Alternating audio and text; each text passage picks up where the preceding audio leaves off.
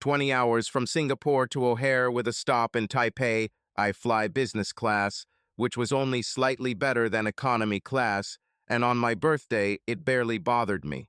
Returning to Chicago for what promised to be a tough meeting with the head of our international equity trading department didn't excite me too much either. What worried me most was what was happening at home.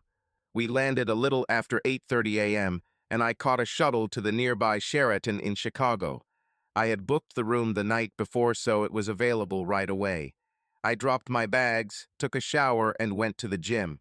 I lifted weights for 30 minutes and ran on the treadmill for another 30, then took a second shower.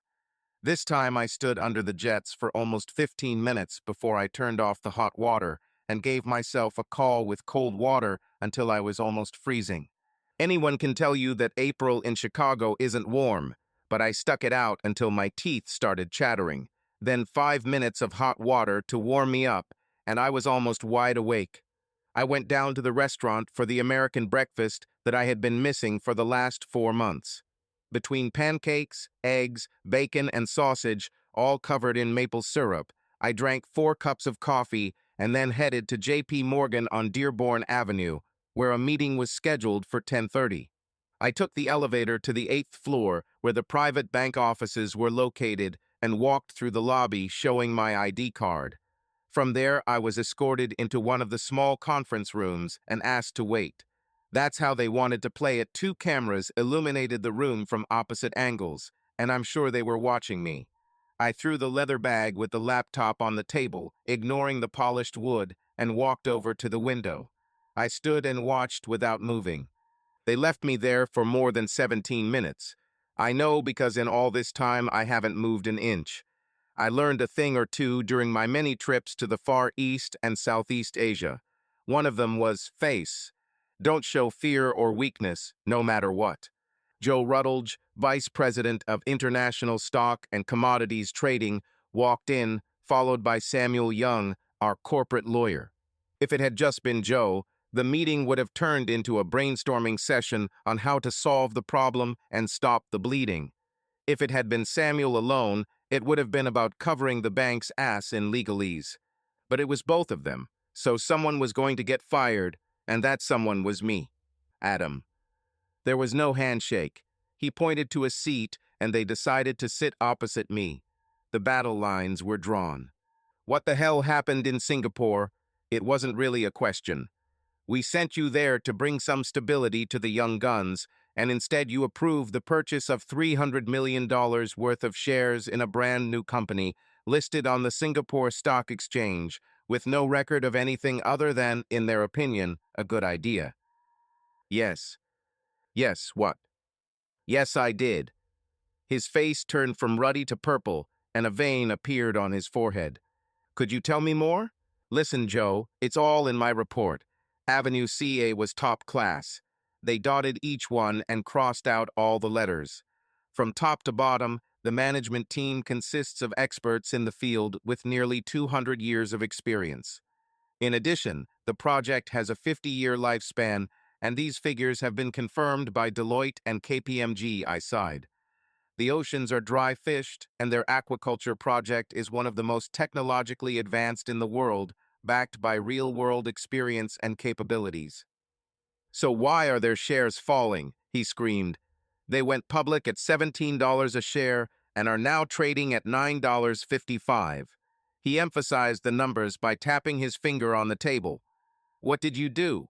You bought more. Yes, because there will be a rebound, and if it reaches 25, as my team and I predict, we will enter half at 17 and half at 9.55. That's a potential profit of $267 million. That's almost 90% profit. He didn't see the whole picture. Joe, we own 25% of all shares. We are the largest shareholder. The company that is sinking, he screamed at me, spraying a drool. This is because the Chinese and, to a lesser extent, the Thais and Vietnamese are shorting the stock in an attempt to either put the company out of business because it is a direct competitor to their fishing industry and threatens their near-monopoly position in Southeast Asia, or to buy it for priceless and expand its influence in the international fish trade. I hit the table in response to him. We need dignity to get through this. This is a complete failure, he shook his head. It's not the crazy 80s and 90s anymore. We need to trade on confidence and maintain a positive risk profile. It's all in my report. I pointed this out again. Your report is just 50 pages of wishes, he blamed me. However, this is no longer just my decision. The council has approved my proposal, and you are fired. With that over, it was Samuel's turn to give me the details. The offer was as follows: 3 months' salary and almost 30 days of accrued vacation, which effectively gave me almost 5 months' salary. They would also pay me the difference between the issue price and the current price of my stock options. All in all, I walked away with almost $800,000, but with a ruined reputation and no prospects for future employment anywhere other than as a drive-through at McDonald's or KFC. By 2 p.m., I had signed all the required forms, converted my 17-year-old 401k to an ERA, and turned in all my corporate materials, including my laptop, and was then escorted out the door. I stood on the sidewalk with an empty bag over my shoulder and a strange sensation in my head, as if I was about to have a brain aneurysm. I hurried to catch a taxi back to the hotel, with vivid images of dying in the street while strangers looked and pointed. Once I was in the room, I grabbed a miniature bottle of whiskey from the bar, mixed it with 7-Up, and added ice. Sacrifice, I know. I settled back to consider my options. I was 42 years old. Too young to retire, but perhaps too old to start over. After thinking about it, I was left with only one option, and it seemed like a risk, but on the other hand, I decided that if I don't have the courage, then how can I expect it from others, and I went shopping. Within an hour, I was back with a brand new laptop with Windows 11 installed and ready to go. I downloaded the necessary software to track my purchases and sales and got to work. I plugged in the flash drive with all my Singapore transactions, which I carefully left at the hotel, away from my employer, and was ready to take action.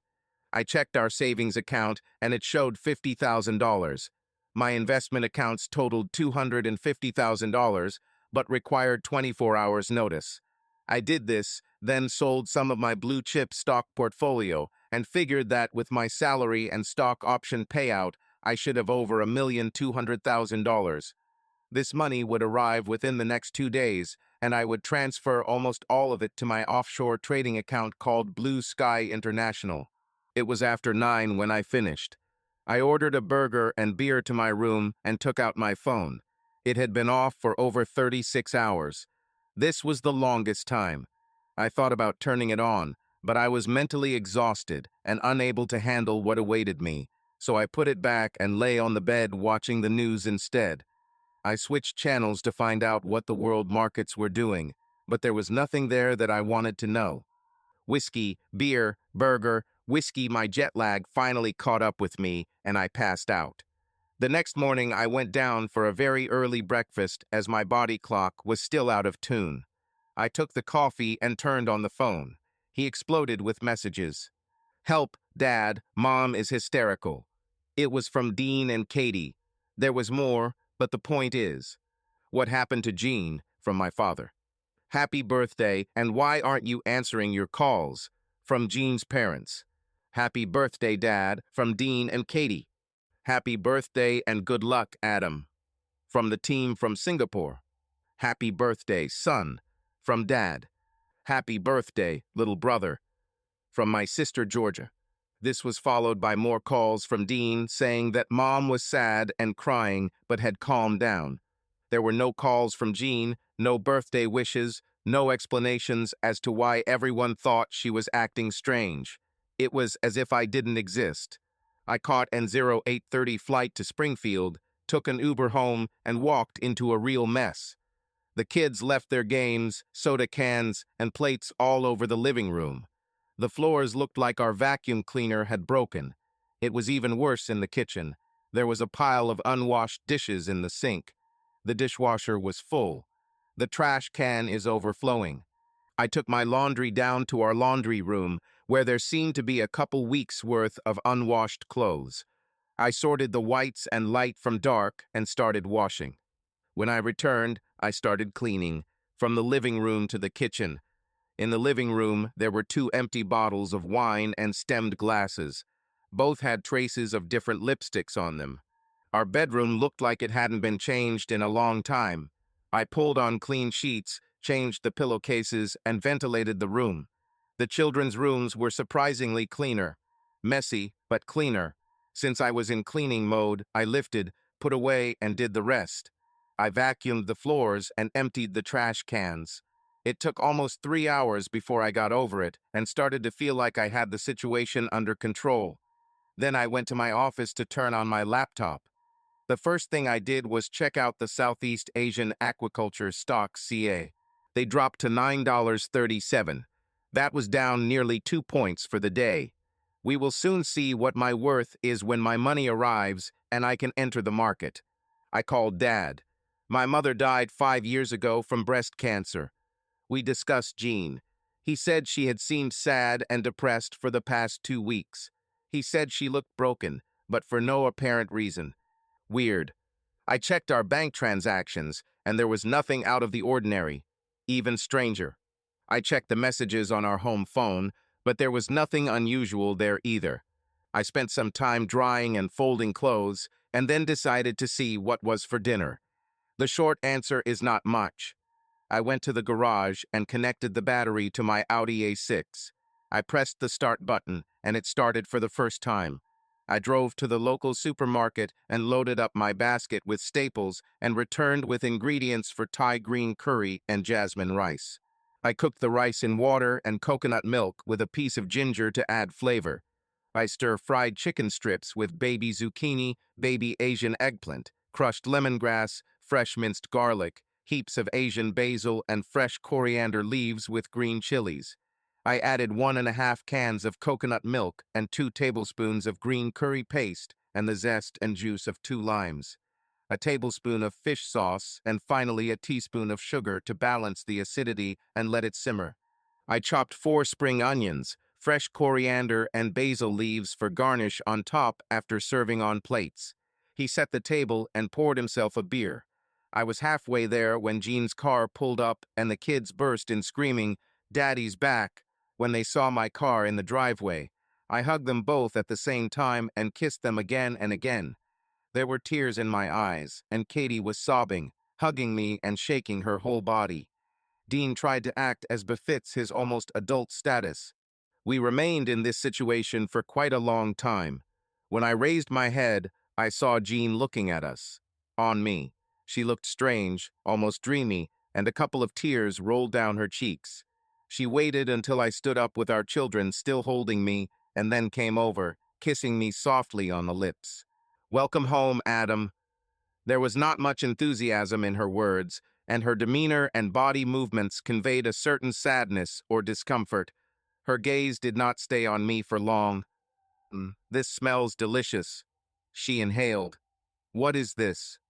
"This is Thai green curry," I exclaimed. Dean and Katie looked at me blankly. "I don't know what it is, Dad, but it sure smells good." Dean smiled and hugged me again, nodding his approval and receiving more kisses from Katie, who had her arms around my neck, hanging in my arms. "You two, go wash up and get ready for dinner," Jean ordered. "Hurry, you'll have plenty of time with Dad after dinner." She came over and gently hugged me and kissed me on the cheek. "You look exhausted, Adam." She examined me. "How did you come back so soon? I thought you'd be there for another 8 weeks." "It turns out my bosses didn't like some of my initiatives," I admitted. She turned pale.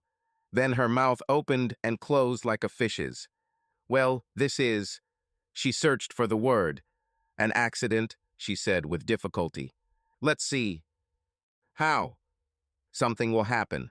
What about you?" I looked at this almost stranger in front of me. Married for 15 years, she acted more like an acquaintance than my wife. "Are you okay?" Her eyes seemed to blur, but she blinked and straightened up. "It's work." She tried to smile, but it didn't work. "The market is falling." "That's not what I heard. There are changes going on at MRE. Everyone is under enormous pressure." She spread her arms to show how enormous the pressure was. Just then, the children came up, washed, and rushed towards me again. "We'll talk later," she turned towards the kitchen. We gathered for dinner. I arranged and decorated each plate and poured cool California white wine for myself and Jean. Dean insisted on a can of Mountain Dew, and Katie asked for water. We sat down and ate dinner as a family for the first time in 4 months. I told the children stories about Singapore, about life there, and about some of the events in which I participated. They were almost exclusively part of corporate events: dragon boat racing, indoor golf, ninja tag, warbow. It was fun. The plates were empty. Dean and Katie disappeared together and returned smiling with a wrapped gift. "Happy birthday, Dad." Jean's hands flew to her mouth. I kissed the children at the sound of "Oh my God" from Jean. "I'm so sorry, Adam. I completely forgot." I was about to lose my temper and remind her that I got her gold and diamond earrings for her birthday, but instead I focused on the kids. I unwrapped the gift. It was the Band of Brothers DVD set. I always said that I would like to have this collection. I kissed them again. Their wide smiles matched my joy in giving and receiving. "I'll buy your gift tomorrow, Adam." Jean was embarrassed and regretful. I waved my hand. "No need," I said generously. "Being at home with my family is the best gift I need." Dean and Katie ran into my arms again, screaming, "Love you, Daddy." We sat at the table talking for another hour or more, but eventually they had to go do their homework and Jean, and I cleaned up the kitchen. "What's wrong with you, Jean? You're not the woman I know." She waved her hand sharply, as if stopping me, then her shoulders dropped. I don't know, Adam. I'm probably depressed. You always travel so much, and it's for weeks. This time was too long." She looked into my eyes. "You don't come here. We barely share a life." Tears flowed down her cheeks. "I feel lost." I hugged her tightly. She resisted for a moment and then gave in and allowed me to hold her. I sought her lips, but she turned her head and pressed her cheek to my chest, wrapping her arms around my waist and sobbing quietly. We stayed like that for a while. I wanted more. I wanted to solve the problem. But she didn't let me know that she didn't want anything other than to be hugged. She was right. Over the past 6 years, since I was promoted to manager, I have found myself in the challenging role of problem solver for young and inexperienced teams. We discussed this and agreed that this would be our sacrifice, with the end goal of retiring when I turned 50 and enjoying a carefree life and travel. She carefully pulled herself free and invited me to spend time with the children. I started with Katie, looked at her homework, then did the same with Dean. I put Katie to bed and kissed her goodnight, then went to Dean. "Mommy's not okay, Dad," he said worriedly. "She cried and did almost nothing around the house. She even forgot your birthday." He looked around, making sure they couldn't hear us. "I think she's having a nervous breakdown." There were tears in his eyes. "Please fix this, Dad." I nodded, even though I had no idea what was going on or what to do. As I went downstairs, I heard her talking quietly on the phone. She heard or saw me and turned off the phone. "Who was it with?" I raised an eyebrow. "One of the girls from the office." She quickly ended the conversation. We looked at each other. She did not yield. Whatever was bothering her, she wasn't going to discuss it, but she looked angry. She was angry with me and tried to hide it. I figured it was a much bigger problem, but I could already feel the jet lag setting in, and I still had so much to do. It was 9:30 when I walked into my office and checked the Singapore Stock Exchange. They were 13 hours ahead of us and had already been trading for 2 hours. SIA was trading at $9.90. The price has gone up a little. I went upstairs and waited for Jean to finish in the bathroom. She washed her face, brushed her teeth, and combed her hair, then walked out into the bedroom, wearing an oversized t-shirt, as she often did when she wore anything at all. I washed my face, brushed my teeth, rinsed, and climbed into bed. I reached for her, and she stiffened for a moment and then turned towards me. "Just hold me," she whispered in a quiet voice. I held it for a long time. This was not the woman I knew. Something was fundamentally wrong. I've been away too long. Was the separation too hard? But she never talked about it, not even once. Has she stopped loving me? Fell in love with someone else? Had an affair? Then I had a terrible thought. What if she's sick? What if it's a terrible disease, and she doesn't know how to tell me about it? All these thoughts swirled around in my head with no answers, but eventually the jet lag and all the high emotions of the last 2 days kicked in, and I fell into a restless sleep. I had dreams in which I was chasing a nameless and unknown shadow, never catching it.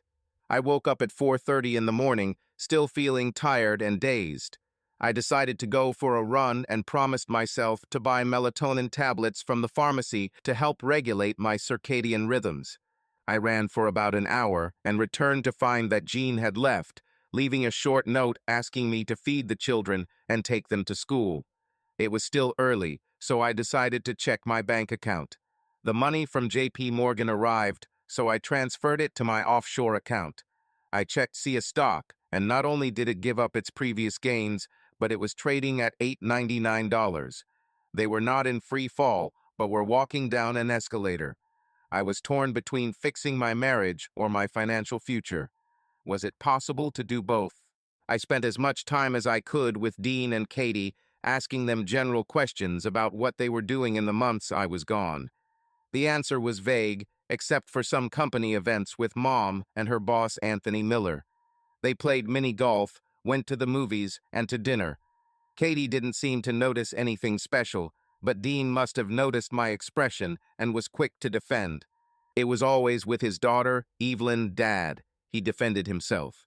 She always said that Mom was so important to the company, as if we were all one big happy family. Katie nodded in confirmation. Yes, Aunt Evelyn was always with us, she agreed. I smiled at them all and told them I was glad they weren't sitting at home bored while I was gone, but now that I was back and summer was coming, I wanted us to go on vacation and have the best summer ever. They squealed with joy, and I received more hugs and kisses. I drove them to school and made an appointment to meet a couple of friends later in the morning. Then I called George Tallies, my old mentor. He was my manager when I first entered the trading floor and taught me many invisible currents that no computer program or application can teach you. Everything is driven by greed and fear, he told me over and over again. We talked for a while. He still lived in Chicago and was a registered broker running a small company for several old clients. We discussed my accreditation. I was registered with the SEC and a member of FINRA, and also registered with the Illinois State Securities Department and signed an AML anti-money laundering compliance agreement. We agreed that I would send him an electronic copy of a prospectus and discuss it later that day. I stopped at the HSHS Community Pharmacy, opposite St. John's Hospital. It was convenient on the way to my first meeting of the day. I was walking out with melatonin and some vitamin tablets when I saw Jean and Evelyn Miller leaving St. John's Hospital. They held hands and looked like two women connected by common grief. I watched them quietly as they walked with their heads and shoulders down, devoid of hopes and dreams. They got into a waiting taxi and disappeared into the traffic. What the hell was that? I went through all the possibilities in my head for what could have happened last night, but nothing matched. Was my wife sick and didn't tell me? Was Evelyn sick? They looked depressed and leaned on each other for support, but not sick. None of them looked sick. Is this familiar? They were too emotionally connected to the pain for it to be just an acquaintance. Friend then? No, more than a friend. Lover? Perhaps even more of a lover.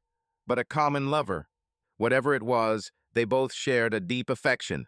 Say it, my mind insisted. They shared a love for each other? Perhaps, but that's not it. Crap. Now what? So I took the rational and logical route, or at least the best I could under the circumstances, and went to my meetings. I presented the opportunity for SIA shares and did not hold anything back, including my resignation. Julian Knowles, my first interviewee, said he would get back to me later after discussing this with his investment club. My second interviewee was Aaron Goldstein, an old-fashioned retailer with a deep pocket. He immediately liked the idea, and after spending some time on the computer transferring money, He agreed to transfer $10 million to my trading account after completing all the formalities. I was having coffee at Starbucks on Monroe when George called. He liked the project and found a group of interested investors. We agreed on a variable fee structure, so the higher the income, the higher the commission percentage. I called my dad next and discussed the possibility of CA, and he said he would like to invest $100,000 in it. He will transfer the money the next day. I then discussed the whole situation I was in with Gene. He stopped talking, and in my mind, I could see him scratching his head in confusion. My father was slow and methodical in his thinking. He worked as a risk analyst for one of the state's largest insurance companies. When he answered, it was alarming. Her behavior resembles that of a woman mourning someone. Well, she wasn't grieving for her mom or dad. Both were disgustingly healthy and lived in Arizona. Apparently, they liked the warm, dry climate. She had no brothers or sisters, and her several cousins were scattered across the country and were almost strangers. We talked longer as I grilled him about his thoughts, and I ended up having to agree with him. He ended the call, but not before telling me he would send me the number of a private investigator they had regularly used in the past to investigate insurance fraud. I returned home and worked on the phone with my contacts in Singapore and Southeast Asia to get an updated sense of local sentiment and review the risk profile for CA.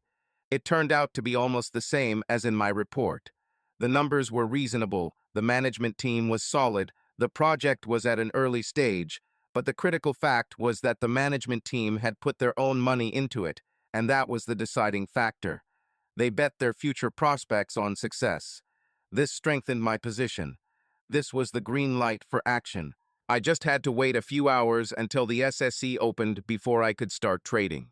While I was waiting, I called the private investigator's number. His name was Clarence Williams. I found his profile on LinkedIn and a small website called Discreet Solutions. There were no photographs of him. When I called, he spoke with a slow Southern accent, and I got the impression that he spoke that way on purpose because his mind was like a steel trap and his questions were sharp and insightful. He asked for an advance of $5,000 and said that since my father had sent him so many cases in the old days, he would start the next day. With everything in place, I paced restlessly back and forth, drinking coffee, waiting for the time to pass. My nervous excitement reached its peak. Dean and Katie came home late from sports practice, and I spent as much time with them as I could, but explained that I had a big deal in the works. Jean has arrived looking tired, but somewhat more purposeful than last night. I picked up Chinese food on the way home, she announced, walking into my office and kissing me on the cheek. Do you work? Hello, Jean. There was no tenderness from her, so there was no affection in return from me either. I'd like us to eat as a family, but I have to work later in the evening, starting around 7. Okay, that's probably not bad, I guess, she was unsure. I have your birthday present. She handed me a small package wrapped in gift wrap. The little card said, Happy birthday, Adam. With love, Jean. I sent more personal cards to my cousins. Inside was a bottle of Hugo Boss Eau de Toilette. I thanked her, and she leaned over to give me a dry kiss. I could be her cousin. We had dinner as a family. Dean and Katie shared their day between bites. Jean spoke little. We discussed some of the changes that had occurred during my absence. Dean complained that the old skate park was closed and that there were fewer and fewer things to do for teenagers. Katie then said that she thought it was good that Mr. Miller, Mom's boss, was turning one of the buildings into a shelter for battered youth. I looked at Jean with a raised eyebrow. Yeah, I may have mentioned that, she admitted. Tony wants to create something of a legacy, and this is his way of doing it. She was very stingy with details, and I felt like she was hiding something. I'm surprised. I didn't think Miller did stuff like that. I was really surprised. I always thought he was a typical club member. His wife Lynn started it when she was alive, and he continued it after she died. She informed me somewhat arrogantly, or was it something else I couldn't find out? He often used empty houses he owned for this purpose, but now he wants to turn one of them into a permanent establishment. Why, Why not? She almost snorted at me. It's a great idea, and it's really needed. It's not something the city or state is doing. A lot of these youth end up on the street, she was about to say, but stopped because of the ears at the table. I nodded my head towards Dean and Katie, signaling that it was time for them to leave so Jean and I could talk alone. What do you mean? I looked at her carefully. There was something about it. Something she didn't say.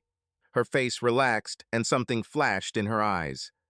The opportunity has come now, said Un, nodding as if confirming the validity of your words. Okay. This definitely sounds like a great idea. Springfield could definitely use it. I stated, smiling at her.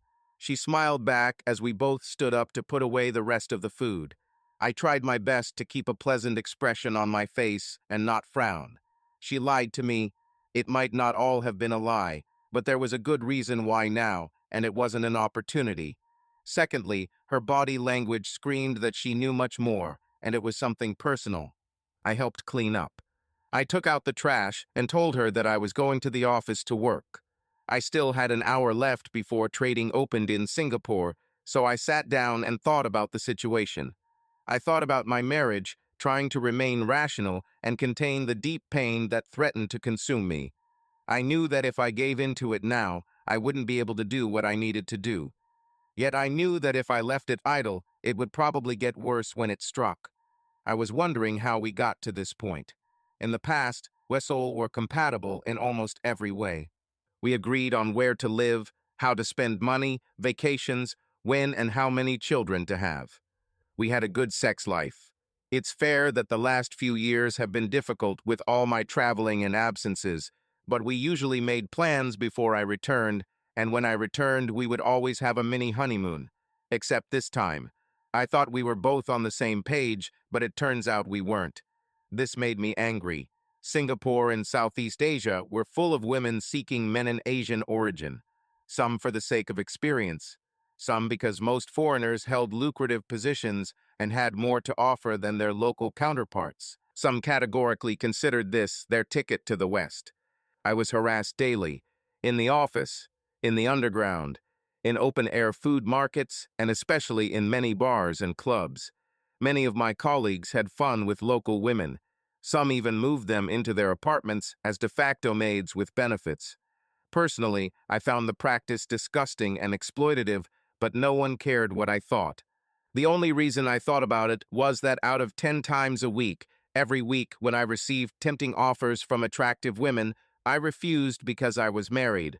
Moreover, I was married to a woman whom I loved and who I thought loved me back, but her behavior and recent actions made me question whether that was still the case. I looked back, trying to see if there were any warning signs before, but other than an almost complete breakdown in communication over the past few weeks, I couldn't point to anything in particular. There was a lot to think about, but now I needed to focus on the work ahead. When the Singapore market opened, SIA shares were trading at $8.49. I entered carefully and methodically. There were many sellers and very few buyers, and any large purchase could cause waves.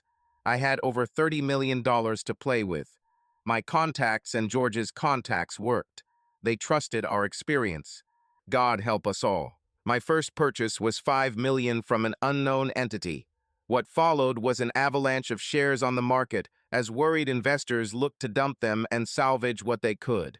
I was betting it was my old crowd dumping stock at the urging of the head office.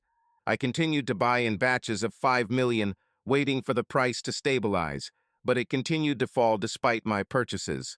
Someone shorted a stock they didn't own, hoping to buy it back cheaper at the end of the day. The price continued to fall as panicked investors tried to unload their shares, hoping to get 25 or even 20 cents on the dollar. The price bottomed out at $5.61 when I made my final purchase of $15 million. Our $30 million bought us just over 10% of all listed shares. This meant that we could appoint someone to the board of directors, since we owned a significant block of shares, if we decided to hold them rather than sell them and realize the profit. I called George, and we both drank whiskey over the phone. My choice fell on J.P. Weiser's 18-year-old Canadian whiskey with ice. George, being an old-fashioned guy, poured himself a 10-year-old Bulleit bourbon. The final result was that our purchases provoked some investors who had been sitting on the sidelines to come in and buy at this discounted price. The net result was that by the time I logged out, the price had risen steadily to $8.72. Short sellers found themselves in trouble and lost money. I rubbed my eyes and looked at the time. It was almost 2 o'clock in the morning. I washed my face in 5 minutes and quietly climbed into bed, forgetting about the melatonin tablets in the car. The next morning, I woke up late. Everyone was already downstairs. Dean and Katie were finishing breakfast. Jean was talking on the phone. I heard her say something about time is of the essence. She saw me and said goodbye to the person on the phone. Job. She made an exaggerated gesture. She poured me a cup of coffee. You must have gone to bed late, I nodded, taking a sip. It turns out your auction went well, or whatever you had. I followed her example and shrugged, uninvolved. She had no idea that everything but our house was at stake in the sea of shares.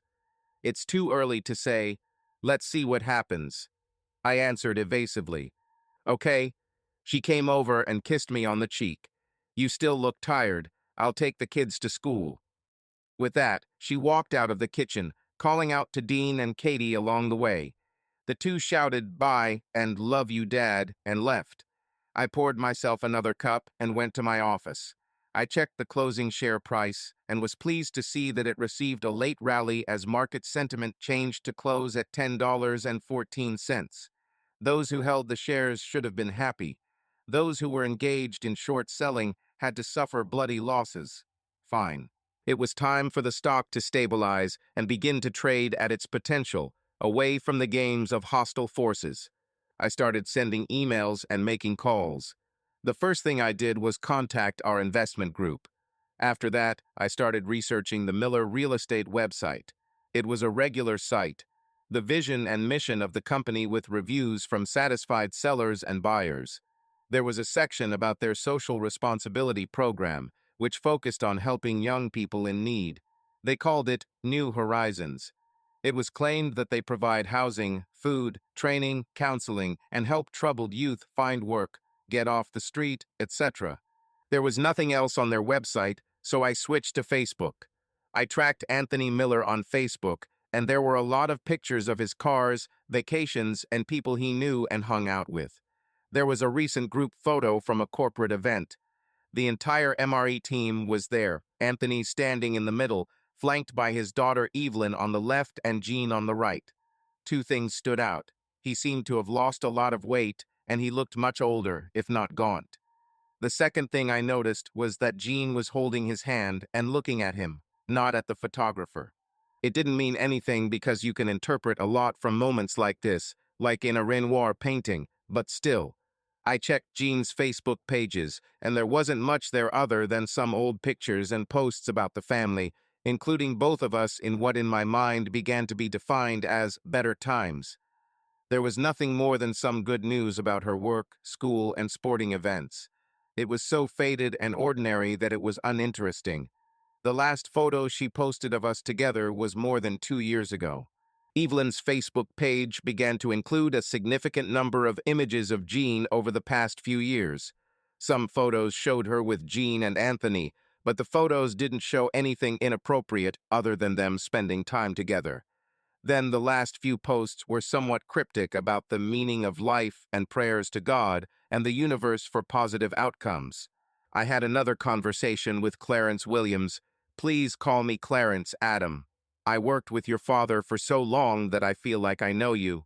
I told him I wanted to speed up the investigation. He said he would try, but it all takes as long as it takes. Then I called my father. His advice was to stop jumping to conclusions and homegrown theories, let the experts do their job, and finally give it time. It's easy enough for him to tell. I was in a quandary. Should I turn to my wife and start fixing everything that is broken? If I did, it would just lead to more heartache later if I found out I'd been made a fool of. On the other hand, if I didn't do anything and it could have been fixed, how much would it hurt if I could have changed something but didn't? There was a cool law firm in town, so I called. I contacted a female colleague who advised me that it would be better if the marriage could be fixed rather than getting a divorce. According to her, there are very rarely winners. Basically, there are only losers. I had one last card to play. One of my colleagues, Jean, did me a small favor after I recommended some inexpensive but high-quality stocks to him. He last worked at MRE about 6 or 7 months ago, but I decided to press him for some information. He worked for a competing real estate company but was available for a late lunch, and we met at Red Robin for burgers and beer. Chad walked in wearing his signature golf shirt, chinos and dockers, and a pair of sunglasses on his head. He couldn't look more like a realtor if he tried. After pleasantries and general chit-chat over our burgers, I got down to business. He laughed as my intentions became clear. "So, are you fishing, Adam?" I nodded. "Why?" "I'm trying to understand a little bit about what MRE is." I have limited my explanation. Some things came up that bothered me. He became serious. Everything changed when Tony lost his wife, to cancer. He seems to have lost his drive for a long time. Then his daughter became the driving force, and over the next year or so he seemed to find himself again. He stopped and looked at me shrewdly. "He and your wife have become very close." She was sometimes called his office wife. He paused to appreciate the effect it had on me, and I motioned for him to continue as my throat was tight, and I was afraid that if I tried to speak it would sound like a rasping sound. I didn't see anything illegal per se, but you know how cruel office gossip can be. He scratched his head. "One thing I can tell you is that Tony, Evelyn, and your wife spent a lot of time together, but then again, you were gone for so long, right?" I shrugged helplessly. "We have discussed this topic without adding more." He was about to leave when he remembered something. "You know, there are rumors that Anthony might have been diagnosed with cancer, right?" We said our goodbyes, but I stayed and called St. John's Hospital. I presumptuously asked which ward Anthony Miller was in. It turns out that he was in a separate room in the oncology department. I paid for lunch and went home.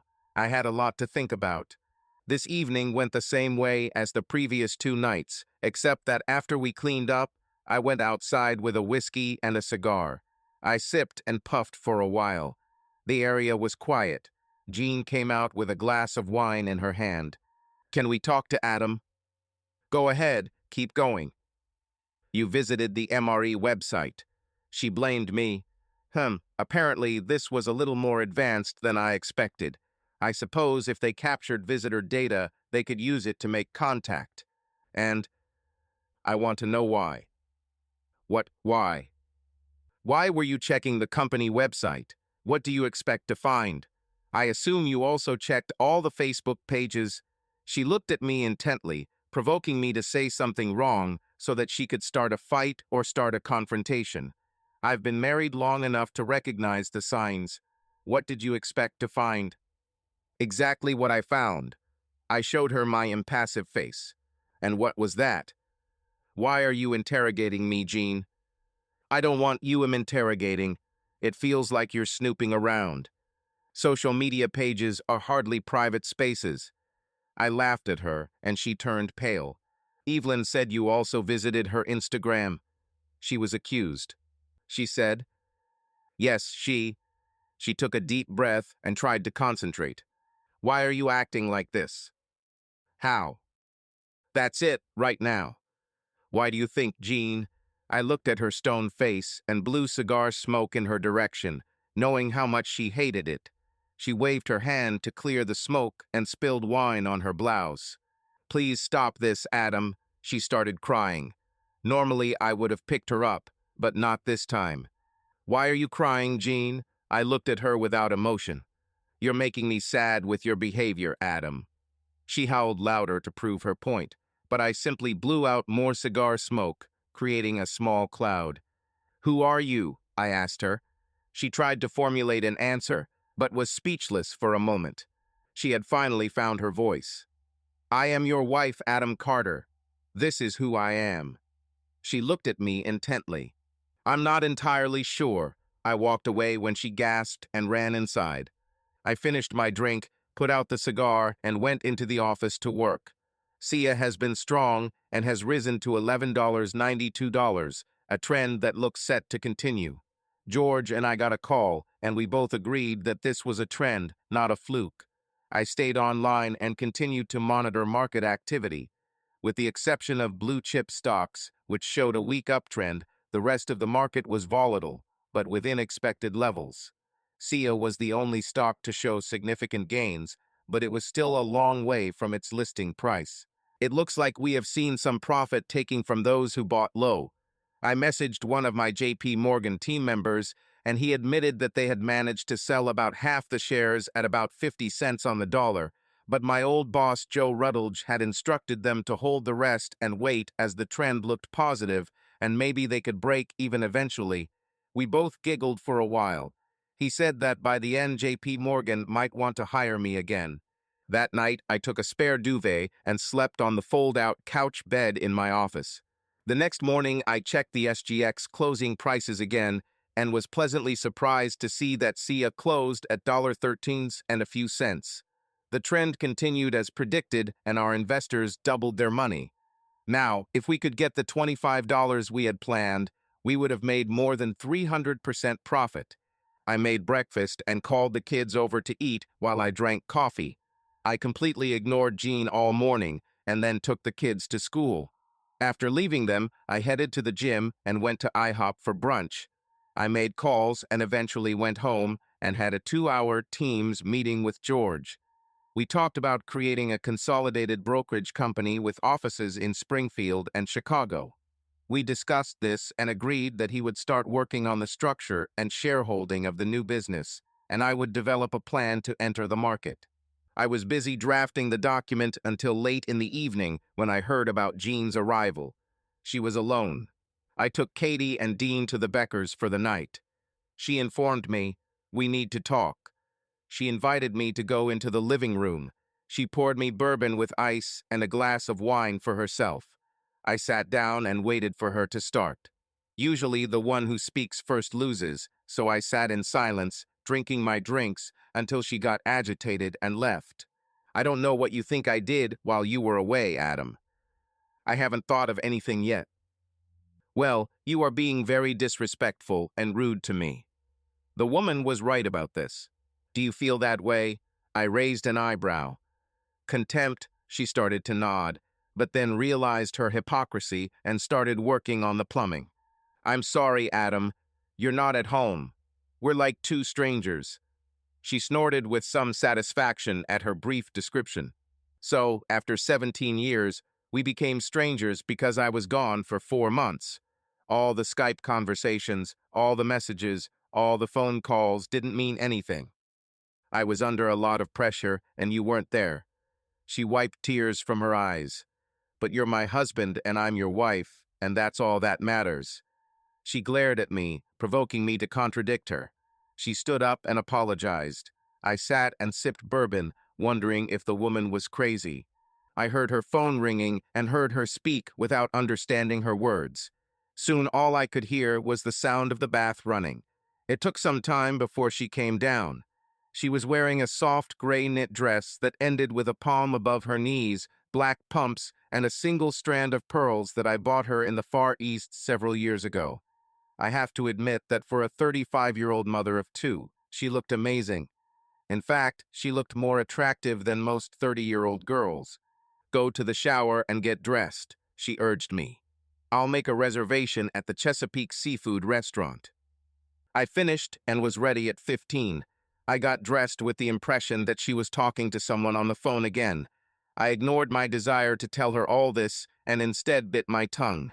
We took an Uber to the place where she started with Jean and tonic in the living room. Since Jean had discovered Jean, I deliberately one-upped her by ordering a sling with Singaporean Jean. Later, when we were sitting in the dining room, she ordered mussel stew and I ordered half a dozen oysters on the shell to start. We drank Chardonnay and talked about children. She didn't seem too worried about me losing my job. "You are one of the smartest people I know, Adam. I believe you will find a job quickly." She smiled at me. Apparently, she had no idea that I was now a corporate pariah. Anyway, our savings will help us survive until you figure it out." I almost snorted with amusement and worry. She had no idea that our entire future now depended on my stubborn refusal to admit that I was wrong about CA. However, the evening got better, not worse, as we discussed friends, parents, and everyday topics that are the basis of any marriage. She asked about some of my former colleagues whom she had met at company parties. I avoided any conversation with the MRE until I received some information. Then it was time for the main course. I had the captain's platter, and she had the lobster. She gave me wine, and I drank it, wondering if she was going to get me drunk, because if that was the case, she would have succeeded. The evening passed easily, and we became closer to each other. I have to say that if she was having an affair or cheating on someone, she was great at showing me how much she missed me. She looked into my eyes and was 100% attentive. We finished dinner, but instead of going home, she suggested Jean Mill try some of the artisanal jeans on offer. We taxied in and squeezed into a very crowded cocktail bar. We managed to get the bartender's attention and ordered a Negroni. We sipped bitter cocktails, huddled close to each other, and Jean's arm wrapped around my waist. She kissed me. "I don't wear panties," she whispered. I paid our bill, dropping the cash off to Alessandro, our bartender, and off we went, with Jean getting me out as fast as she could.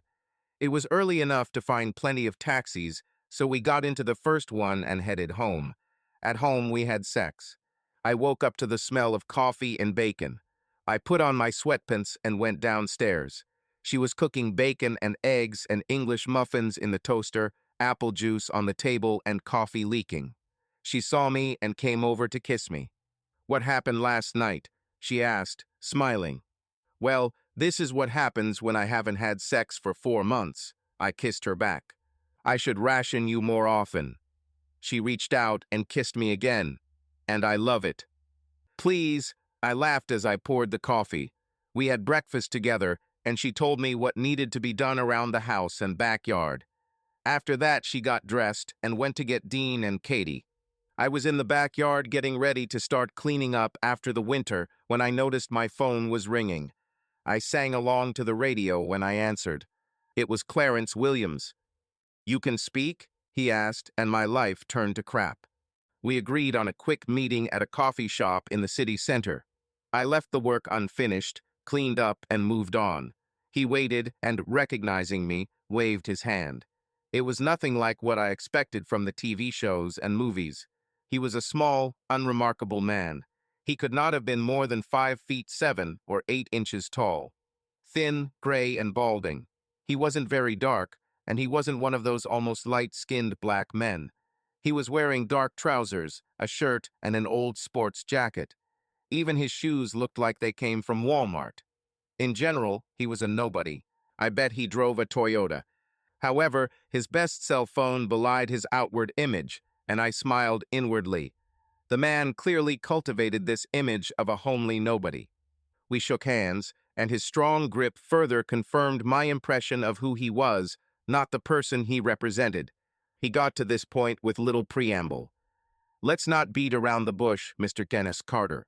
We did not catch your wife at the hotel, having any secret meetings or having sex." He raised his hand to stop me from interfering, but we had ample corroborated testimony that she had been having an affair with her boss, Anthony Miller, for at least 2 years. It seems like it's no secret in the office. Of course, his daughter Evelyn knows and not only condones it, but goes out of her way to encourage it. They used to meet regularly during the week, and it seemed like when you weren't home, she would often let the kids stay with friends while she moved to his house for the weekend. He was cruel and unforgiving, trying to get it all out before I exploded or whatever I was going to do. His voice began to lose volume, and my pulse quickened and drummed in my ears. My hands were clutching the table as if I was having a heart attack. It's one thing to think that your wife is cheating with another man, but it's quite another thing to have a stranger confirm it. I wanted to break something. Every fiber of my being was screaming for me to find Jean and punch her stupid face until my arm hurt. But I couldn't do it because no matter how much a woman rips your guts out or even punches you, Society doesn't approve of physical retribution. Clarence was still talking, but I couldn't hear much. I was still burning inside and trying my best to pull myself together. In addition, Miller has been diagnosed with very aggressive pancreatic cancer and has only months to live. What? I tried to process. What was that? I said that Miller had been diagnosed with metastatic pancreatic cancer. He is currently undergoing therapy for a second time, but it does not seem to be working. It confirmed what Chad had said and what I had discovered, but what I didn't know was that it was both deadly and inevitable. I finally understood Jean's behavior, her state of mind. Everything screamed that she was in pain because she was mourning the person she loved. She tried to come to terms with his inevitable death. I told Clarence about Jean's behavior and how I thought it was all connected, not because he was my friend, not because he was my confidant, but because he was here in front of me and I just needed someone to talk to. My initial suspicions about Clarence's hidden depths were confirmed by his following words. Many cheaters try to minimize their actions by saying it was only sex, or that it didn't mean anything, but that's bullshit, Mr. Busy, says Carter. He took a sip of almost cold coffee and grimaced. Then he looked at me again.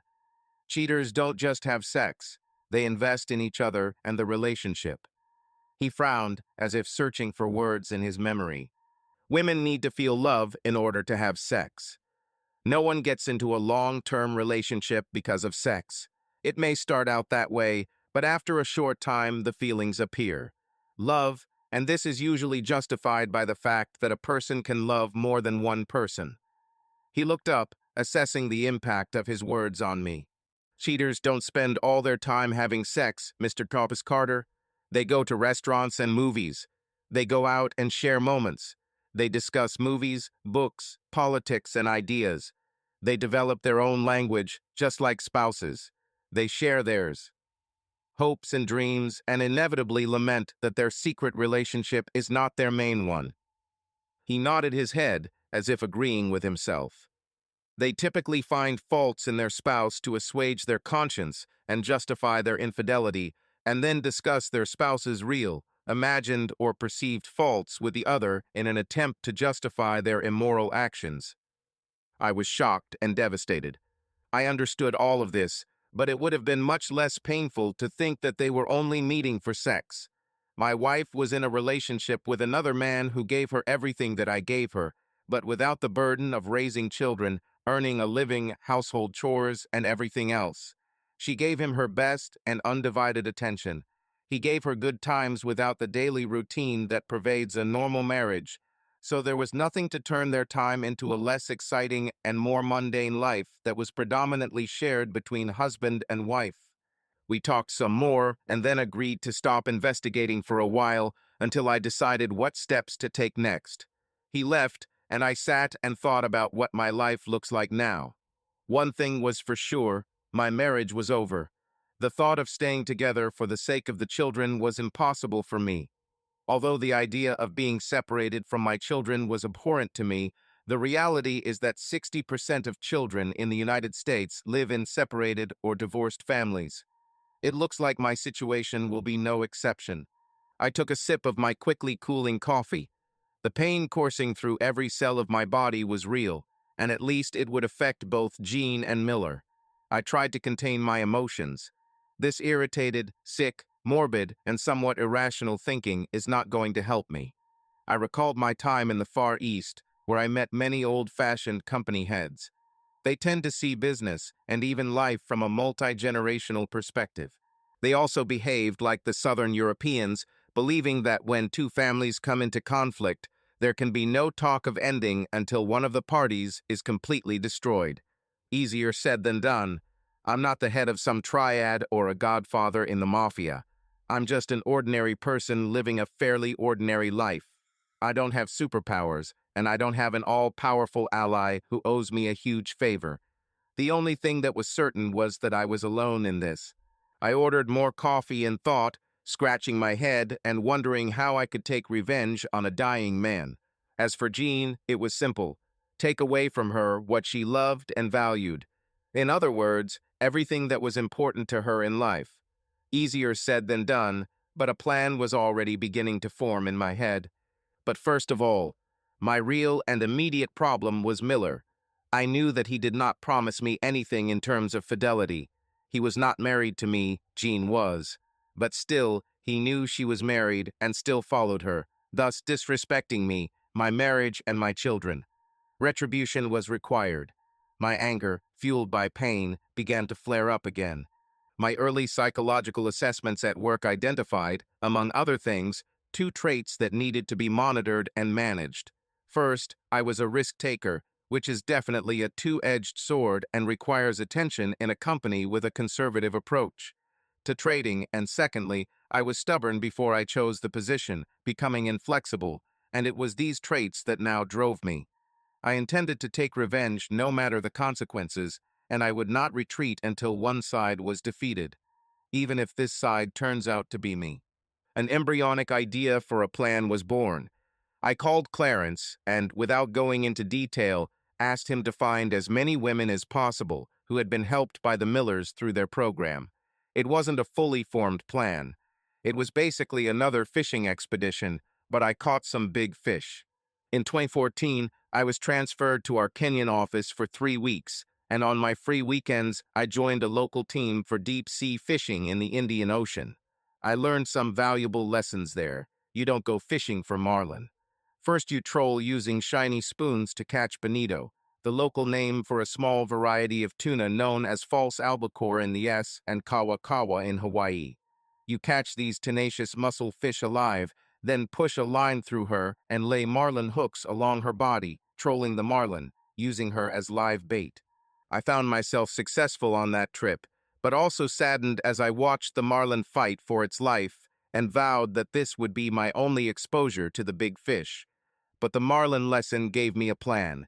I drove home, doing breathing exercises until I was calm and could pretend to be in the same mood as before after last night of love with Jean.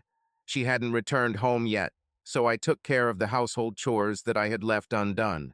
She came back later with Dean and Katie, and we fired up the grill, grilling steaks and corn on the cob with coleslaw and warmed baguettes. I spent the day as a caring father and a conscientious, loving husband. I touched and kissed, did everything right. I was two people living in one body. One was this warm, loving person on the outside, but a cynical scoundrel on the inside, and I suddenly realized how easy it is for sexual predators to conquer women. All you have to do is appear caring and say some nonsense with just the right amount of romance while looking deep into your eyes, and there you have it. Certainly, I swallowed it all. I suggested that this might be how psychopaths and sociopaths feel. Cynical Adam thought that, with a dying lover and the fear that I might put two and two together, she began to take damage control measures. I was clearly her backup option. But spending time with Dean and Katie felt real, and spending time with Jean felt like a B-movie, even though she took it seriously. Cynical Adam said to remember this after the divorce when I looked for women for sex. The next few days merged into a strange existence where I was simultaneously living a lie and watching myself play the role I had chosen. I wonder if film and television actors experience similar sensations when watching themselves on screen playing characters. On a positive note, George and I sorted out the new trading entity, registered it in Singapore, and transferred the entire Southeast Asian stock portfolio. That wasn't the only good news. After the soaring entry into the market, Southeast Asian stocks traded at $16.33 and continued to rise. We had already doubled our investment and were on track for a threefold return. Considering how easy it was for me to take on my psychopathic personality, I became paranoid, so I added significant security, requiring a fingerprint and password, and encrypted all my files and emails. I always turned off my laptop and completely deleted any email that didn't come from George without opening it. I then also downloaded what I needed onto my cell phone into the cloud and completely reformatted the phone, erasing everything and then rebooting what I needed. There was little to do after that other than research other interesting stock listings and call potential investors I knew from JP Morgan in anticipation of a deal offer for their business.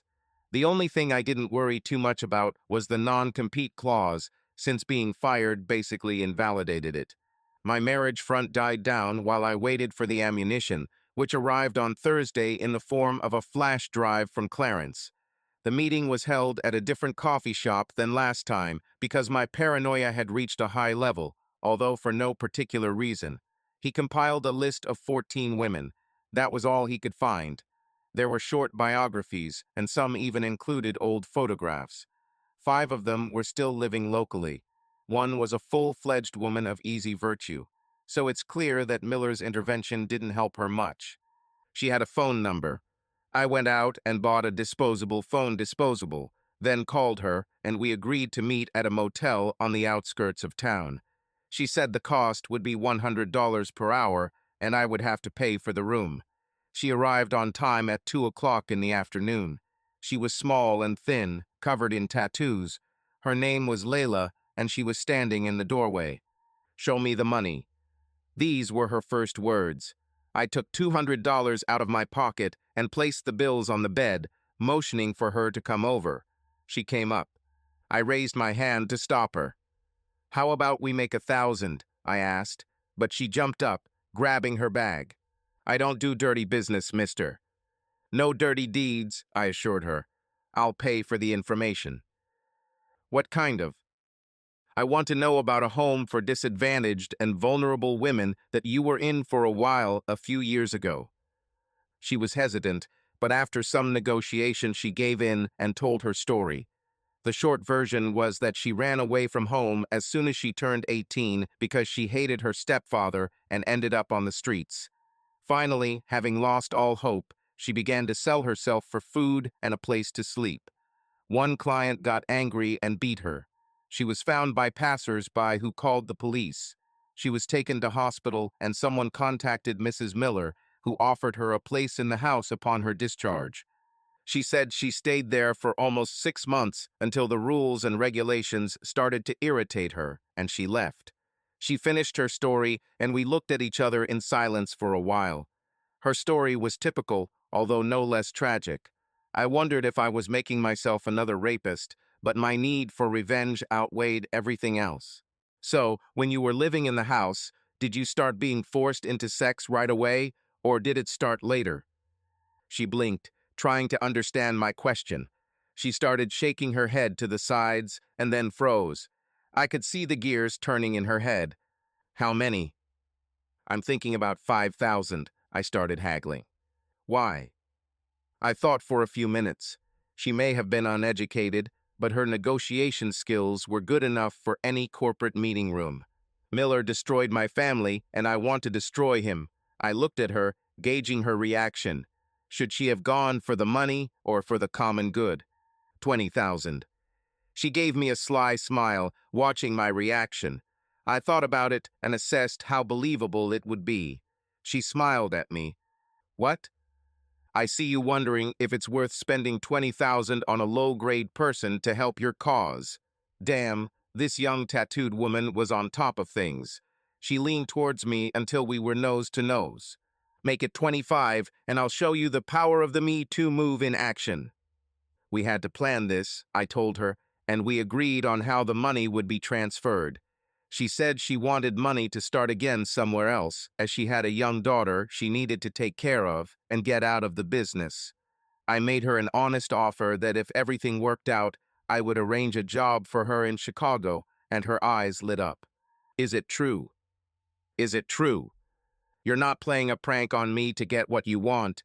She looked both hopeful and scared, like a child who's almost reached the candy bar, but knows it could be taken away at any moment. I managed to convince her that everything would be fair.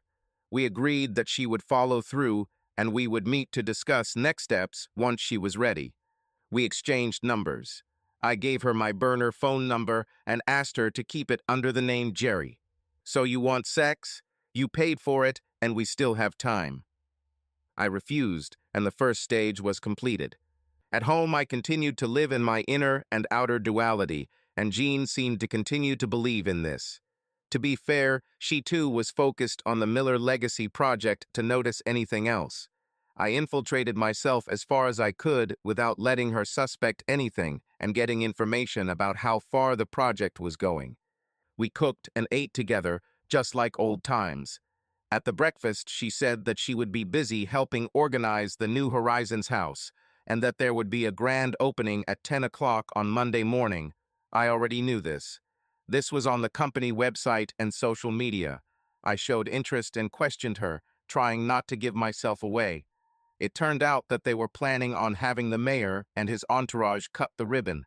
A host of local media outlets were also expected, as well as CBS. Did they stop chemotherapy and radiation so Tony could feel well enough to participate? I heard her asking, probably Evelyn. I couldn't hear the answer. This will be a defining moment in his life. She sobbed slightly. Not if I know anything. It's time to up the ante. My divorce papers were ready. All that was left was my signal to give them. Illinois became a no-fault state in 2016, and there were also no laws that would allow me to sue Miller for loss of feelings, so these were incompatible differences. I started the day on SGX. Our shares reached their issue price and grew, albeit in small steps. Good news at the start of Friday. I grabbed some coffee and tuned in to the Way radio station. At 0930, there was an interview with Evelyn. She was talking about the wonderful social responsibility program that MRE and her father, Anthony Miller, started. It was touching, like chicken soup for the soul. She explained how the New Horizons house is simply an ongoing evolution of the program started by her mom and then continued by her dad after her mom died. Now there is an opportunity to turn this into a full-fledged and fully funded project, but it will obviously be more successful with participation and donations from the community. The host was almost moved as they discussed its value and then moved on to listener calls. Way listeners sounded positive and some pledged to donate. The presenter promised to post details for donations on the WMA homepage, and Evelyn said details are on the MRE website and the New Horizons website. The calls continued in the same vein until, "Hello?" The voice on the other side was uncertain. She was asked to speak louder, and between her broken voice and soft sobs, she managed to raise her voice. "Please, please don't believe that the house helped anyone," she was able to scream. "All he did was let Mr. Miller have his way with us." She burst into tears. Evelyn became hysterical. "Never. This never happened. My father is a good man. He would never do anything like that." The caller was still on the line. "He did it more than once." Her voice rose with justified indignation and anger. "Do you know who I am now?" she screamed in a broken voice. "I am a woman of easy virtue. I work on the street. This is what I am worth thanks to your precious father." Her pain was palpable. "My name is Layla, and your father destroyed me." She sobbed, and the line was cut. The station went on a commercial break.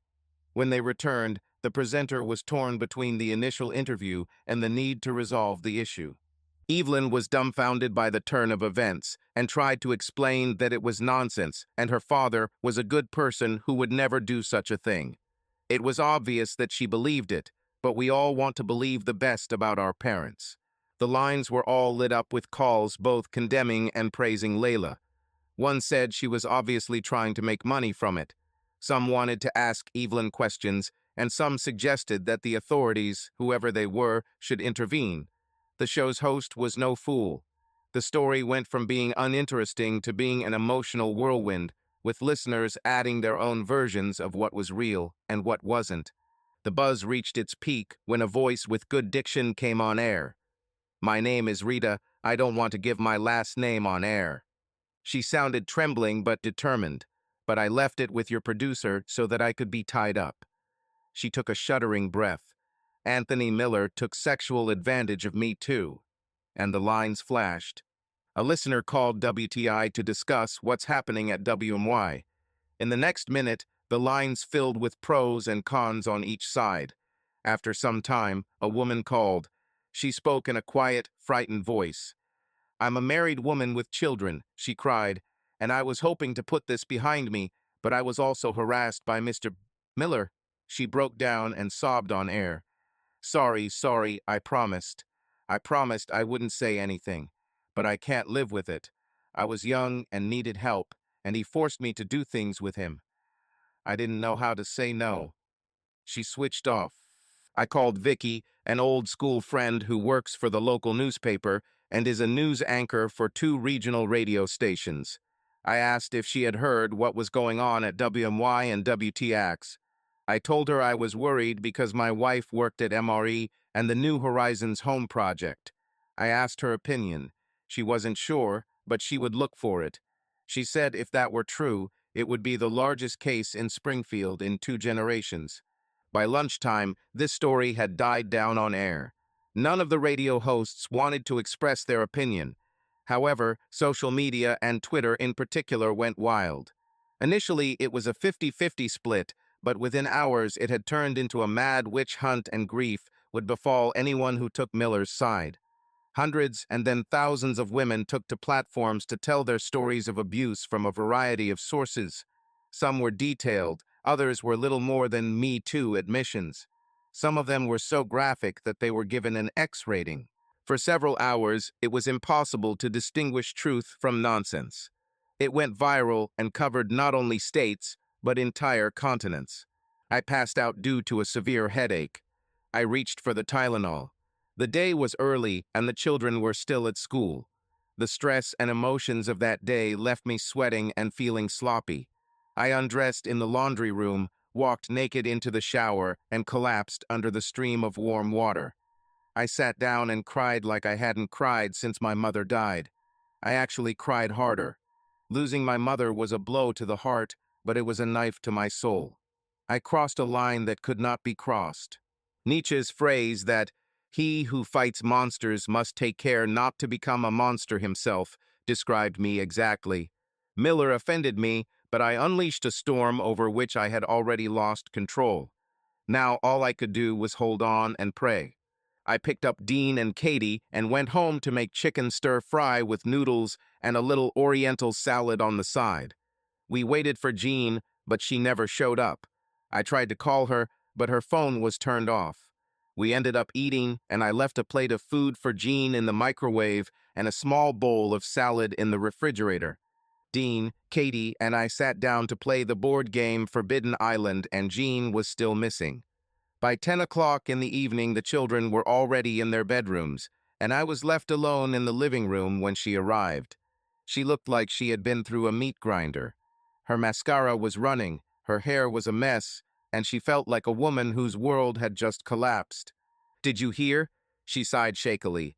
"Have you heard all these terrible things they say about Tony?" She groaned, collapsing into a chair. I handed her a large cognac, which she gratefully accepted, drinking half of it in one gulp. "I hear it sounds like your boss is a sexual predator," I said in a calm, emotionless voice. "Where there is smoke, there is fire." "No, Adam, he's a good man.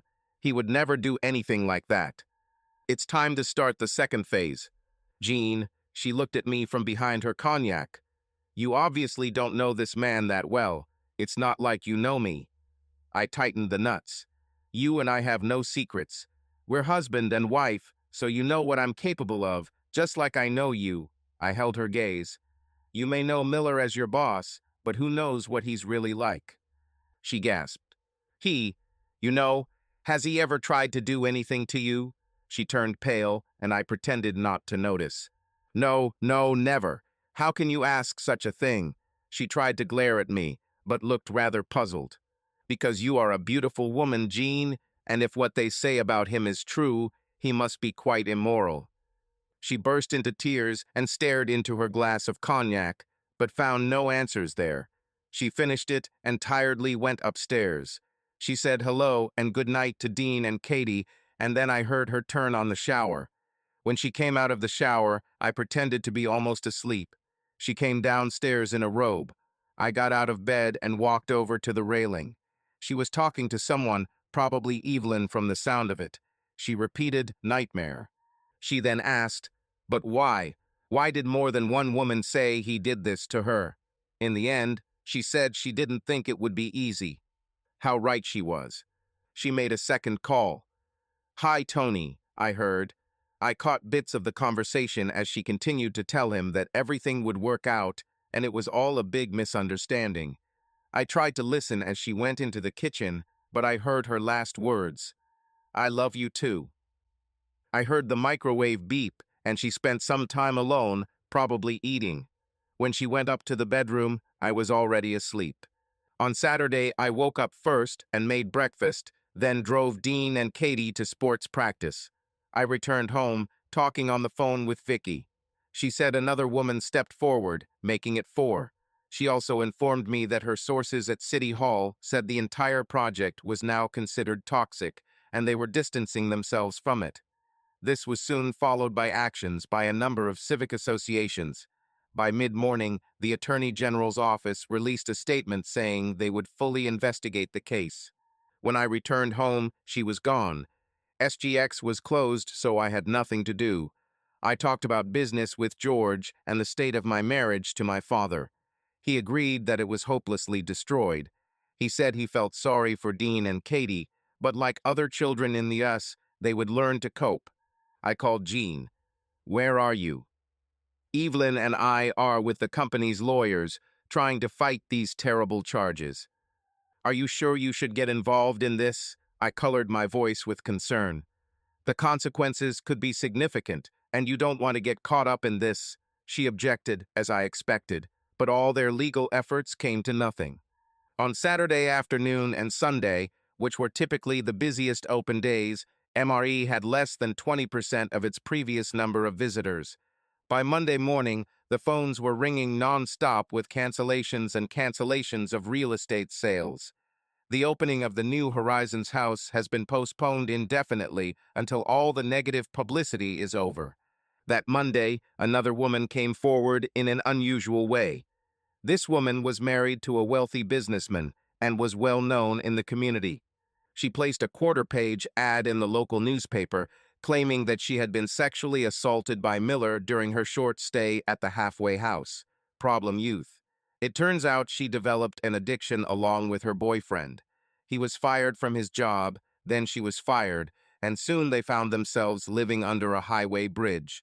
She was eventually found asking for food at the back door of a fast food restaurant, and the manager called the police. One of the police officers knew about the house and took her there. She said she was only there for 8 days before she gave them her name, and they contacted her parents. During this time, the man she knew as Mr.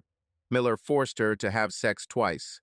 She left her lawyer's contact information for all the women who were attacked by Miller, so they could contact a lawyer and start a class action lawsuit. By the end of that week, 5 things had happened.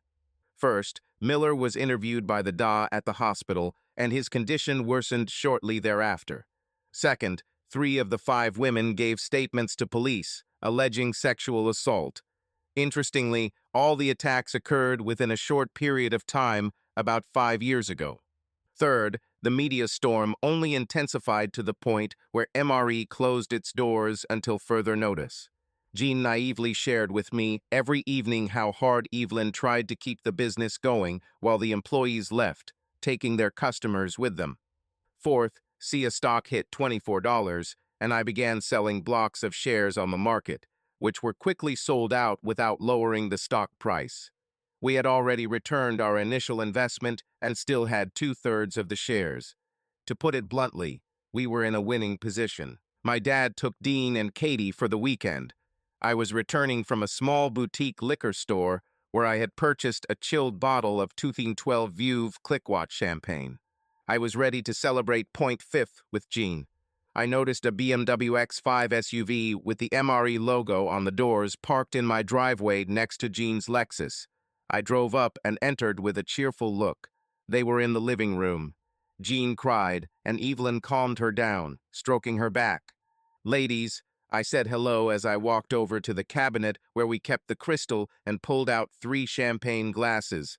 They looked at me with their mouths open as I tore off the foil, untwisted the wire to remove the basket, and pulled out the stopper with a flourish.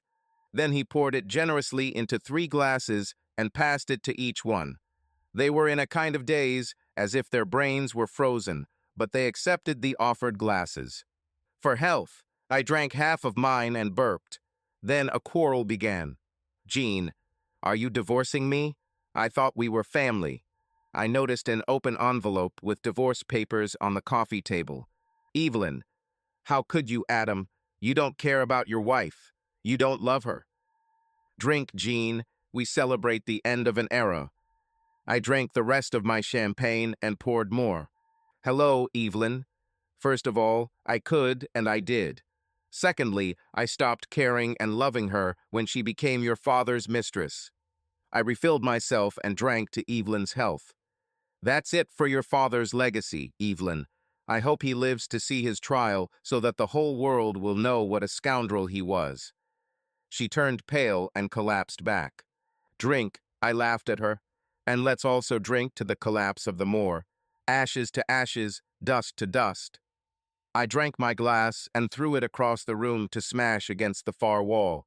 Jean screamed, but Evelyn pulled her legs away, as if she was going to get up and rush at me. I crossed the space between us in an instant and touched the tip of my finger to her forehead, pushing her back. You will attack me, Evelyn, and I will mercilessly crush you like a rabid bitch. Her eyes widened in fear, and she cringed inside. Consider yourself lucky that I decided not to take revenge on you personally. I turned to Jean. You have 2 hours to gather your things and leave. When I return, if you are still here, I will call the press and give a statement. In fact, I will invite them to interview you about your role in this terrible crime. Go to hell, she spat it out to me. I have nothing to apologize for. Besides betrayal and lies.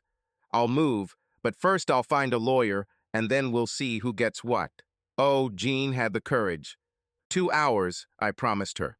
I left and walked to the car, but had only gone a few blocks when all the untapped adrenaline in my body caught up with me and I began to hyperventilate and shake. This lasted about 15 minutes before I was able to pull myself together and move on. I drove around aimlessly for a while. Finally, I gathered my thoughts and called my father. I told him about serving Jean's divorce papers and reiterated that he was to keep an eye on Dean and Katie until further notice. Also, although he must allow Jean to visit them, he must never leave her alone with them, lest she poison them against me. We talked, and I drove until the car beeped that I was on reserve. I found a gas station, filled up, and returned home, surprised at how far from home I was, and it was already after 10 in the evening when I returned. The house resembled a mausoleum, filled with the ghosts of happy times. The silence thundered in my ears, and I could not sleep. 2,500 years ago, Socrates said that an unexamined life is not worth living, and I lay in bed, trying not to analyze myself or look too deeply into my psyche because of the storm I had unleashed for revenge. The only thing I was sure of was that she had gone too far to stop. My fear was that what was happening on social media was one thing, but if it went to court, it could all fall apart or explode. Will I be dragged into this? It seemed that I needed to get Layla out of town to at least remove my direct involvement in the matter. After I decided this, I managed to fall asleep halfway. I woke up the next morning almost as tired as when I went to bed. After my morning rituals, I headed to the city center for breakfast. I called the children. They were fine, but Dean was beginning to suspect that something was wrong at home. I promised to talk to him and Katie soon. I contacted Layla on a burner phone while I was drinking coffee. Did I keep my promise as promised? I admitted that she held back. We talked and confirmed that she was leaving for Chicago the next day. I have already transferred money from my overseas trading account to one of George's overseas accounts. He then transferred small amounts into the bank account she had opened, and Layla was $25,000 richer and on her way to a new job as a property management assistant arranged by one of George's investment contacts who managed several commercial properties. I was on my second cup of coffee when Vicky called. 3 women have hired lawyers and are suing Miller for damages, she told me. The documents will be submitted on Monday. We talked for some more time. She said she and her news editors were surprised by how the whole story unfolded, but she reasoned it wasn't surprising given the current climate. Once the first woman, Layla, who claimed to be a woman of easy virtue, went on air, the others followed, much like the Harvey Weinstein case. I spent the rest of Saturday with Dean and Katie. I told them that their mom and I were getting a divorce because of her affair with her boss, Anthony Miller. Katie wasn't quite sure what a bond was. Dean understood. Did she sleep with Mr. Miller, Dad? I nodded regretfully. Yes, they slept together for a long time. Katie cried. Dean was stoic. We got together, and, taking my father with us, we all went to the golf course and hit a few buckets of balls. Dean and Katie used some of my old shortened clubs, and both had good natural swings. We had dinner at a Greek restaurant and ended up ending the day quite early. I returned to my quiet mausoleum and spent another sleepless night. On Sunday, I received phone calls from her parents. They wanted to know if there was a chance of reconciliation. For the sake of the children, as they said. How can I reconcile with a woman who had an affair with her boss for years? And this man turned out to be a sexual predator of young women. Perhaps Jean was even involved in it. A collective sigh could be heard. Living in Arizona isolated them from the bomb that hit Illinois. Everything will be revealed in court, I reassured them and hung up, hoping I had left them with a shattered perception of their daughter. Life went on, mostly slowly and painfully, intermittently. Dean and Katie came home to me, and my dad moved in to help. This effectively left me free to pursue the business, which began to pick up as George and I were getting a lot of good feedback. By the end of the second week, the hype around Miller had died down somewhat. Vicky tells me that a fourth woman has joined the class action lawsuit against Miller. But not Layla, I thought. It was strange. She was smart enough, and I thought she was mercantile enough to demand part of the money. Well, that was a mystery for another day. I had a meeting between Jean's lawyers and my lawyers about the division of assets. I opened Dean and Katie's education investment accounts from our joint monetary and near monetary assets so that they could not be affected.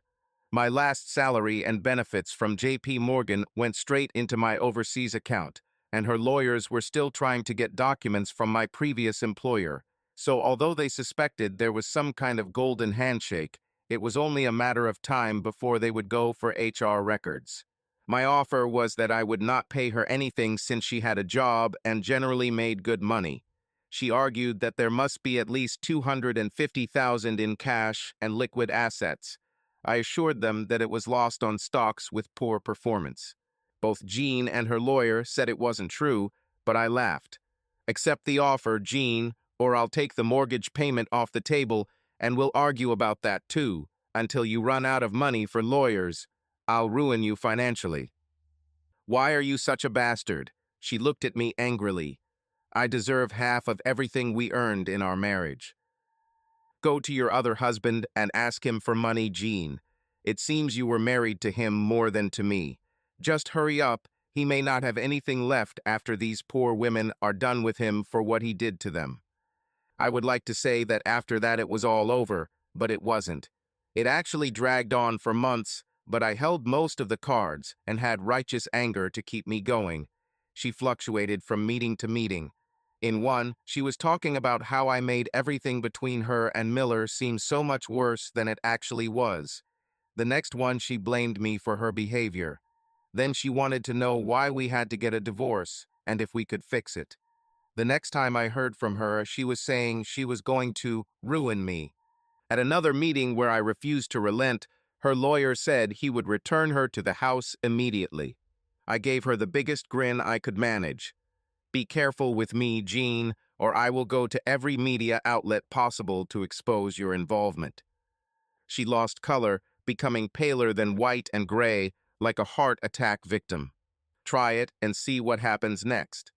As I was leaving her lawyer's office, I noticed Evelyn sitting in the foyer. She looked at me angrily. I smiled at her the way one smiles at a dead person, and her smile froze and faded. You should have stayed away, Evelyn. Well, now you'll reap what you sow. 2 days later, Layla was $5,000 richer, and local newspapers, Twitter, and other social networks were filled with new revelations that Evelyn Miller was helping her disgraceful father Anthony Miller recruit young women. The district attorney's office was criticized for not arresting Miller or taking action against his daughter. The district attorney held a press conference saying they were still in the early stages of the investigation. The press did not mince words, and a new storm erupted, the public still outraged by the cases of Ghislaine Maxwell and Jeffrey Epstein. Soon the calls for blood expanded to include Evelyn Miller. Miller was tried by 4 women who came forward. I began to get seriously anxious and suffer from insomnia. Going to court was a huge risk for me and could easily ruin everything. 6th week since I returned from Singapore. I was working from home as usual when the doorbell rang. It was Evelyn. "What do you need? I didn't mean to be nice." "Can we talk, Adam?" "No, I don't want anything to do with a sexual predator like you." I glared at her and closed the door, leaving her standing outside. She rang the bell again, just like I knew she would. "Please, Adam, just to talk," she begged. I wanted to laugh out loud. "Where's your self-esteem now, bitch?" Instead I said, "Fine." Her eyes lit up, but I raised my hand to stop. "But first, put your purse and phone in the car." I watched her do it. "Wait here." I closed the door and discreetly positioned my burner phone so it covered the entire living room and started recording. I opened the door and motioned for her to enter. "Take position," I ordered. "Crap," she sighed. "What are you doing?" I kept my eyes on her, making sure she wasn't hiding anything, and her upper chest, neck, and all over her cheeks turned beet red. She pushed me away angrily. "Okay, speak up." I let go of her and moved to the nearest sofa. She looked unsure whether to stand or sit, but I motioned her to the seat opposite me, and she sat down on the edge as if she needed to run at any minute. She brushed her loose hair out of her face and pulled herself together. I thought you were a good guy, Adam." She looked for answers on my face. "Yeah, nice guys finish last, don't you know?" She nodded as if I had confirmed something. "I know it's you, Adam. It was you who created this whole nightmare." I just looked at her impassively. She probably thought I was a snake in her Garden of Eden. Stop it now, Adam." I just sat and looked at her silently, so she changed course. "I know that Jean's affair with my father hurt you. Whoever it is, all this nonsense about my father sexually assaulting women is a lie and needs to stop. It must be abandoned." I laughed in her face. "There's nothing I can do, Evelyn. Now it's up to the court. Please, Adam, please stop this. I know you can." I smiled sadly. "Now that your world has collapsed, you want me to help you. Where were you when your father slept with my wife?" Her face turned red again. "Oh yes, you helped the cause by making sure she agreed to become your father's mistress." We looked at each other in silence for a long time. I could read her face as she chose, and then rejected arguments to influence me. Finally, "When are you going to stop, Adam? When will you be satisfied?" Her eyes darkened, then tears rolled down her face, and she became visibly empty. This was not an act. She was a defeated woman. "I'll never stop, Evelyn." She shuddered at these words. Her eyes widened in horror. "There will be no ceasefire. There will be no peace until your family is completely destroyed." I spoke slowly and deliberately. I wanted her to understand that this is not a game. She couldn't get out. It was real, and it would only end in the complete destruction of the Millers. She realized the truth of my words and fell silent, thinking everything over. Then she surprised me by coming back with one last try. "Do you want revenge, Adam? Do you want me? Make me your lover, like?" She twisted her hands and looked at the floor, unable to meet my gaze. She was in her mid-30s, unmarried, and without children. Her Facebook pages indicated that she had recently separated from her last partner, so she was free. I looked at her. She was slim and fit, with nice legs and a big ass that was all the rage thanks to Kim Kardashian. Her breasts were firm and quite large, and they weren't ugly. "Are you suggesting that we go together to your father's hospital room with Jean so that I can sleep with you in front of them, Evelyn?" I raised a questioning eyebrow. She turned pale and stood up, her hands pressed to her chest in a protective position. "You're a pig," she screamed at me. "You dirty bastard." I jumped up and grabbed her hands. "Yes, but I am not a sexual predator like your father. I did not abuse defenseless women when they were most vulnerable.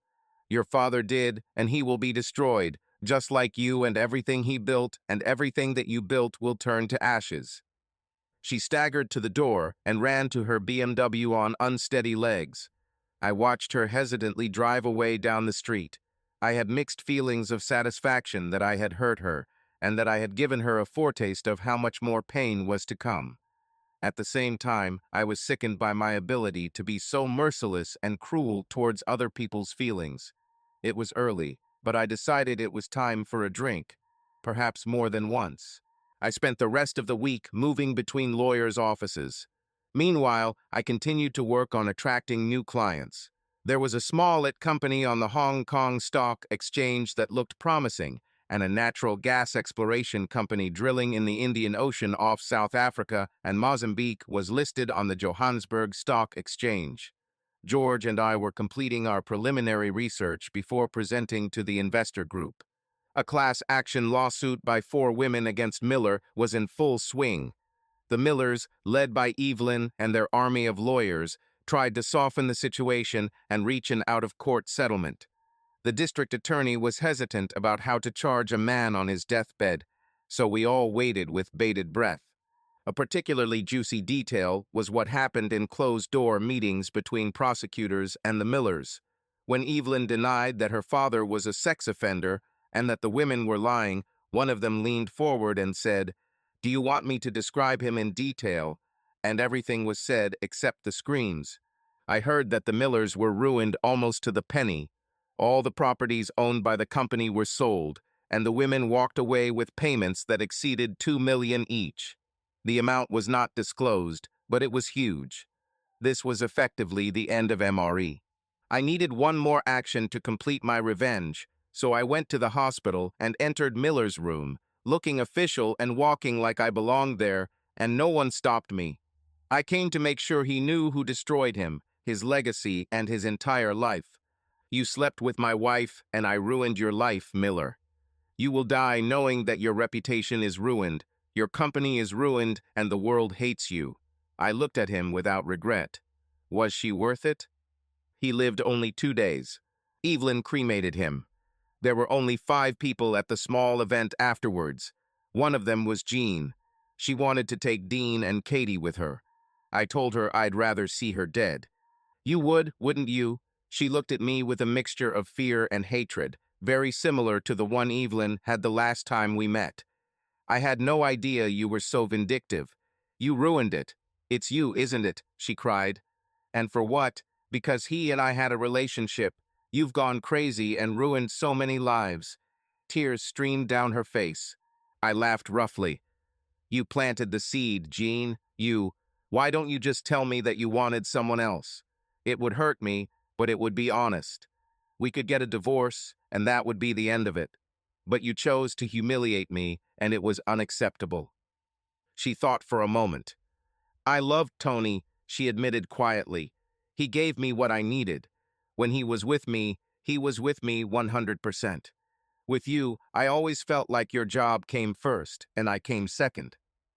She reached through her purse and found a pack of tissues and wiped her eyes. "Then when we had Dean and Katie, I wasn't even in second place. It was your job, the kids, and I got what was left." She looked into my eyes. "I needed someone to put me first for once." I could have walked away and left her with her happy memories, but I didn't. I took out my phone. "Listen to this." "Was she worth it?" she heard me say. "No, no woman is worth it." He was out of breath. "You destroyed everything I built my whole life." I laughed roughly. "It's your own fault, Miller. I set you up well." "How? How did you know?" "What? How did you know I was using them for sexual favors?" There was a long pause while I tried to process it, then I started laughing and couldn't stop. There was a crash when I dropped the phone. Then I finally pulled myself together. "I did not know," I started laughing again. "Oh, the wonder of it all. I didn't know, Miller. I thought I was making this up, but now I understand why these 4 women did what they did. All it took was one small crack, and then the dam burst. Go to hell, Carter. He was choking and trying to breathe. These women owed me. He tried to stand up to show that he had not yet lost his bravado. I slept with your wife, and she loved it. She loved me for it, and I loved it, taking her from you. I bet she cost you everything, and now the whole world knows you as a sexual predator. Jean collapsed to the floor and became catatonic. I left. She was no longer my problem. When MRE was selling off assets as quickly as possible to free up cash, I bought the house they were turning into a New Horizons home for next to nothing. Putting all the participants together was not easy, but everything came together as if it was meant to be. Once the deal was concluded and completed, I placed ads in local newspapers and went on the radio to announce that I had purchased the New Horizons home and would be turning it into a full-fledged shelter for abused women.